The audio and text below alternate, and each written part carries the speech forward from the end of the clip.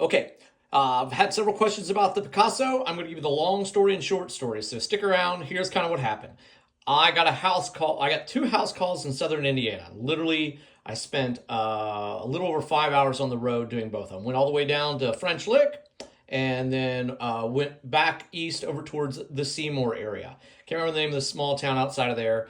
But anyways, the second house was this one, and they sent me pictures of some really wild abstracts that are in this picture, some South American photographs, which I didn't take, and some Peruvian loom pieces. They said came from an aunt, and they had it in storage. They had literally like a semi trailer full of stuff. And I was like, well, sounds like worth the call. I get there, honest to goodness, the photographs were okay. I didn't like it. I took the South American stuff. There was a bunch of giant abstracts that weren't that great.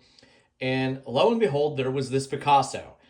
There was a 3-bay barn full of stuff, literally full. I'm talking tons of blue glass, white glass, Americana furniture, East Lake furniture, Goodwill stuff. They literally said their aunt had a separation and spent the last 10 years of her life Goodwilling and thrift storing and filled up a house, and they didn't know what to do with it. And then they were having this Memorial Day sale. So I got this Picasso by looking around and thinking, well, it is brush stroked. You can see the brushes, see the strokes, the paper.